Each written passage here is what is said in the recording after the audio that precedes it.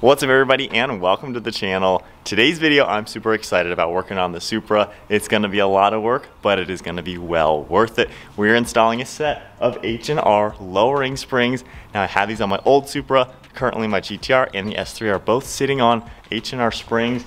High quality, it'll retain the factory adjustable suspension and give us that drop that we are looking for. So as you can see, we got them laying out. I really love just the cool powder coating in blue, of course front and rear. And we're gonna get rid of that crazy nasty wheel gap where you can see completely into the fenders. That is just way too high. I already installed the 15mm H&R wheel spacers because I really like the factory wheels for 2023 and they make them nice and flush. And now we just need to get rid of that crazy ride height. Now I picked these up from Fitment Industries. That's where I buy all my suspension. They have everything you need: wheels, tires, suspension, anything about handling or making your car look good. Check out Fitment Industries. I'll have them linked down below. They just make it so easy to basically customize your car, and they have everything under the sun. But I am excited to work on the Supra, get this thing looking so good. So going ahead and measuring everything, it looks like the front is at about 27 1/4 inch. And then moving to the rear, we are just about under 28 inches. So that is gonna be our start to see how much better the car is looking. Of course, the visual, you can totally tell just the wheel gap is just too much. We need to lower it a little bit. They should lower it maybe 3/4 of an inch roughly, and it'll look really good. Retain, of course, the factory magnetic suspension, the normal mode, and the sport mode, which is a really big plus to this kind of car. So with the car now up on the lifts, got the wheels off, we already went ahead and did the driver's side just to refamiliar ourselves with this process, and it went a heck of a lot smoother than in my white Supra. So as you can see, we've got the H&R spring all installed, looking good. It's really not the worst job as long as you know what you're doing. You're just gonna need a combination of some sockets, impact guns, some long Allen keys and stuff like that. So right now we're just gonna unplug the magnetic suspension. You have a plug in the front and then a plug in the back, and just get those two off. And as you can see, we'll just pull these off of their little supports. All right, so 16mm on the sway bar end link. It's not really that tight.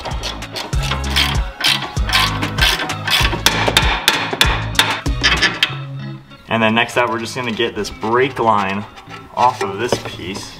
And then right up here, there's a little unlock lever we're just gonna pull these plugs off of this side along with the windshield washer reservoir along with all these hoses. And with that loosened up, we can at least get this out of the way here. And then you're gonna see two of these little plastic push pins that we're gonna wanna pop up to get these rivets out.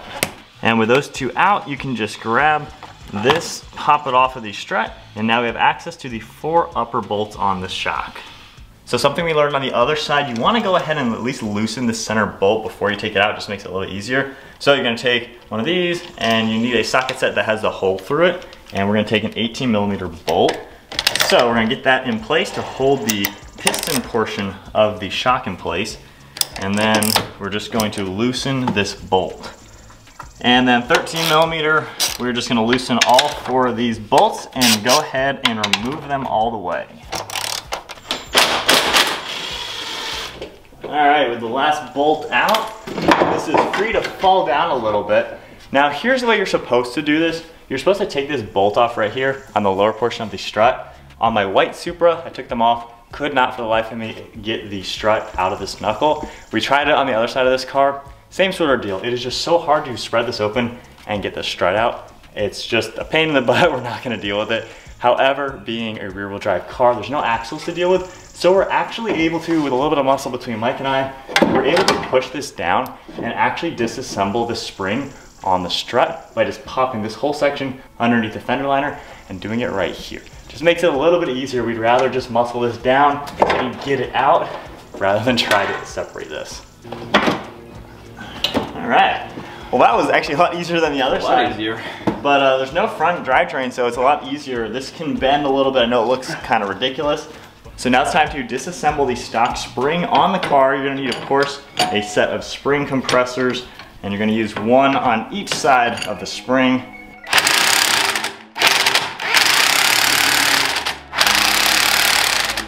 And then now we're back to this upper bolt. Since we already loosened it, it's not that hard, but we're just gonna loosen this nut all the way. And that is the last step to disassemble everything. And with that bolt all the way loose, we can just grab this assembly, get the whole shock boot and everything out of the car. And lastly, just grab the coil spring. Now we can safely take all those off, and that spring is done. And we'll just clean out the bottom where the spring is gonna sit, and then we can reassemble. So on to reinstallation for the front strut. You're gonna grab your new H&R spring. The bigger ones are your front ones, the smaller ones are in the rear. Make sure you can read the letters. That'll tell you which is top, which is bottom. And then the end of the spring is gonna correspond to the little groove that's in the rubber, just like factory.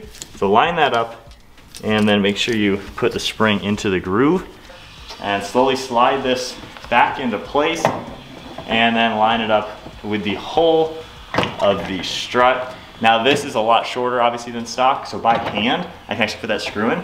And then just line up this rubber piece. You can see this end right here.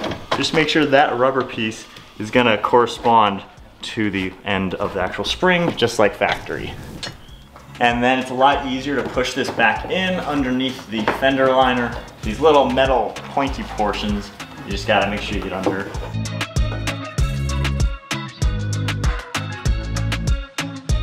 So from here, you're just gonna line up the long posts right there, and then he can put the bolts in. And with all those bolts in, we're just gonna take that 13mm and tighten everything up. So from here, we're just gonna reconnect everything. We have the sway bar end link, just pop that back into place, and then take the tie rod end as well, and we'll line that up and put all the bolts on. And then all these lines just go back into place, plug in your suspension, and we are done with the front. So next up, to work on the rear, we're gonna take off these 10mm bolts, and then this whole piece will come right out. Now we're gonna work on, you wanna loosen this lower bolt just a little bit, and then we're gonna remove the lower control arm bolt.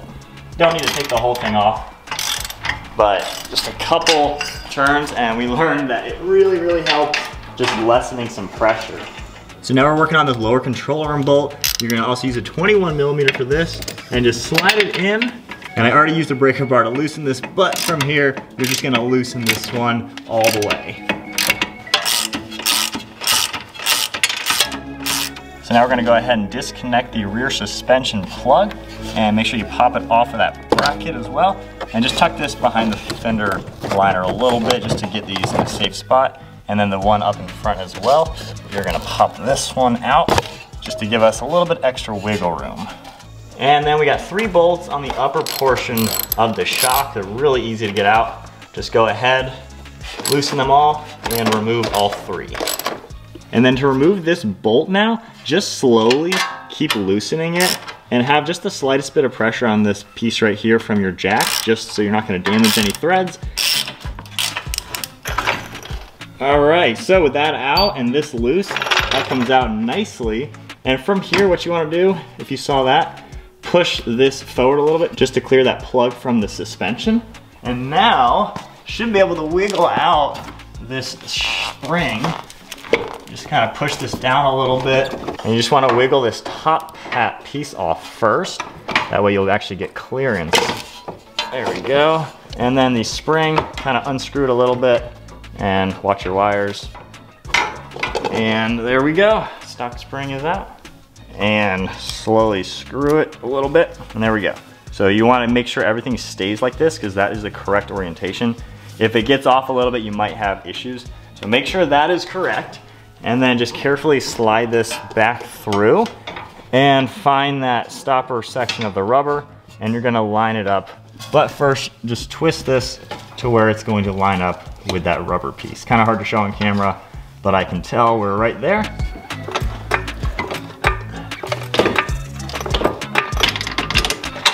All right, after a little bit of wiggle room, we got that halfway in.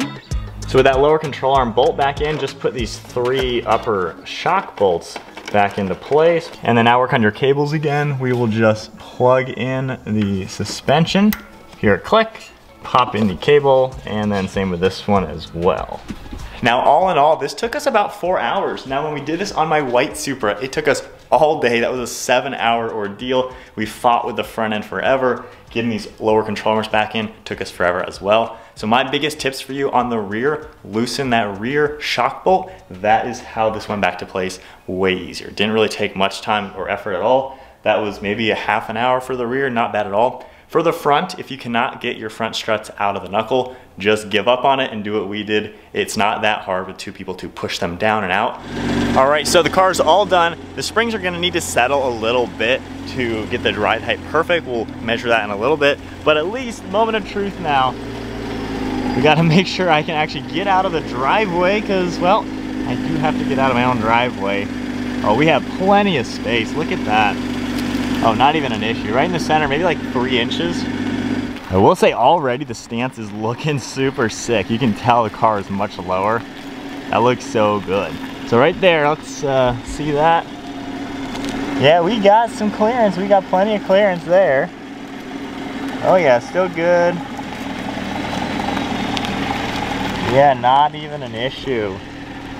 So we are all done with the project now. Like I said, not the craziest thing in the world. Now, as far as the reasons why doing lowering springs on this car versus coilovers, the dampers in this car are already really, really good, especially with the sport mode. When you go back and forth between normal and sport mode, these are magnetic dampers that adjust, so there's really no point to eliminate these dampers and go for coilovers. These are really good the way they come. However, the H&R springs, slightly stiffer spring rate. Of course, you're gonna get a small drop in height as well. That way your car's gonna look better, lower the center of gravity, and it's just that much tighter as far as handling. Normal ride comfort and comfort mode, honestly, these feel pretty much like stock. It's really hard to tell a difference. However, the biggest thing is when you're in sport mode and taking those quick turns and going really high speeds, the car is significantly more planted. It is really snappy and there is no body roll. Like, honestly, it's a big difference. And when I had my white Supra, I know going 100 miles an hour with the stock suspension, same with this car, it gets a little floaty, just a little odd for a performance car like this. With these springs, it doesn't do that at all. So it's much more hunkered down, tighter feeling. And as far as normal driving, everything feels normal. You don't hear any weird noises. Everything's what you would expect. It drives really good. So now, let's take a full look. Now that everything is settled a little bit more, and see what the car is looking like. All right, so taking a quick look now at the Supra, it is sitting really nice on the H&R springs. It's nothing too crazy like an aggressive drop. However, it's kind of exactly what you would want for a performance-focused ride height. Of course, it looks good, but it's also gonna perform really good and not just be scraping everything or anything like that, because that is not my style whatsoever. But I'm definitely liking the overall look. Of course, with those H&R wheel spacers and everything, car looks so good. So then back to measuring everything. The original front was at 27.25. We are now at 26.25. So that is 1 inch drop up front. And then in the back, we were just about 28 inches. And now we are about 27.25. So we're talking about 3/4 of an inch drop in rear. So I think that is looking really good. If we take a good look at the front now, that wheel gap is spot on. Just nice and low, but not too crazy. A little over a finger's worth of gap right there. And then going back to the rear, you can see this one isn't quite as low. It might still settle just a little bit since we do have an extra 2 hours on the front. But looking here, we can see about 2 fingers, but definitely looking way better than the factory ride height. So there you guys go, installing the H&R lowering springs on the 2023 Toyota Supra. They look good on the car. It really is probably the best suspension upgrade I think you can do for this car. Perfect ride height, perfect drop, handles exactly the way you would want. It's just the right way to go on a car like this to retain, of course, those really good magnetic dampers. So definitely check out Fitment Industries down in the description below. They have everything you need. Of course, we've had the other cars all done up by them. They have so many products, so many suspension, wheels, tires, combinations, anything you can pretty much do. Check Fitment Industries out, they got it all. And now the Supra running the 15mm spacers and the H&R springs is looking real good. If you guys enjoyed the video, give it a thumbs up, hit that subscribe button. See you guys in the next video.